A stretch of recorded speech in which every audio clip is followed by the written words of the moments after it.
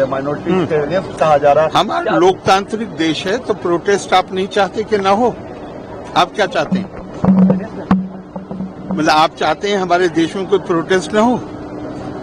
अरे भाई, लोकतांत्रिक समाज है, हर किसी को अपनी बात कहने का अधिकार है। मुझसे क्या पूछ रहे हैं आप, वो बताइए। सर, आपके हिसाब से सर जो भी संशोधन बिल पेश किया गया और पास किया गया, मैंने शायद पहले ही कह दिया है, जो आपने देखा होगा कि मैं थोड़े समय के लिए, मेरे पास उत्तर प्रदेश में जब मैं मंत्री था तो वक्फ विभाग भी था जी।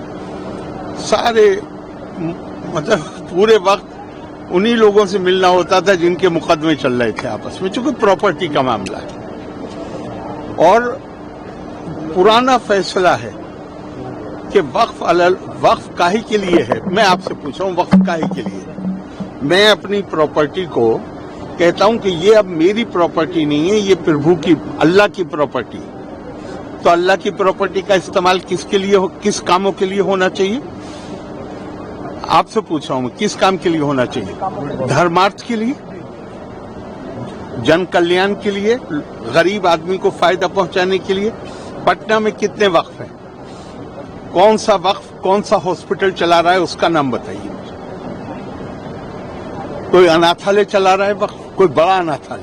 और ये ध्यान रखिएगा कि वक्फ करने वाला एक विशेष समुदाय का हो सकता है, लेकिन वक्फ का जो फायदा है, आप कहें तो मैं कुरान की आयत भी कोट कर सकता हूं, इन्नमा सदकातु लिल फुक़राए वल मसाकीन। गरीब कमजोर आदमी के लिए दो शब्द प्रयोग किए गए हैं, फकीर और मिस्कीन। तो जब तो पूछा गया कि भाई ये दो क्यों है, तो कहा गया फकीर है जो डेस्टिट्यूट है, निर्धन है, मुसलमान, और मिस्कीन है जो गैर मुस्लिम है। दोनों का बराबर का अधिकार। आप मुझे एक बताइए, कोई संस्था, पटना में बहुत वक्फ हैं, ये ध्यान रखिएगा, पर एक संस्था बताइए कोई मुझे जो निर्धन के लिए, गरीब के लिए, कमजोर के लिए काम कर रहा है। क्या हो रहा है वहां पे? सिर्फ आपस में मुकदमेबाजी।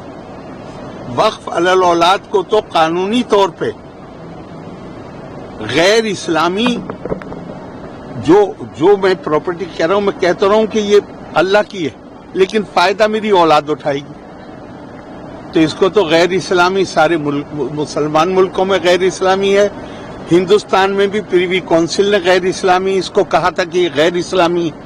लेकिन जिन्ना ने एक्ट लाके 1913 में बिल लाके, उसका नाम ही है वैलिडेशन, मतलब ये गैर कानूनी है लेकिन हम इसको कानून बना रहे हैं। अब इसके बाद क्या होना चाहिए ये तो आप तय करिए। बहुत ज्यादा सुधार की जरूरत है और मैं मानता हूं कि ये जो बिल पास हुआ है, जो अब कानून बन गया या बन जाएगा, ये उस दिशा में बड़ा ठोस कदम। फायदेमंद होगा सर, जो लगातार विरोध कर रहे हैं, चैलेंज करने की बात, मैं दूसरों की बात नहीं कर सकता, मैं अपनी बात कर सकता हूँ।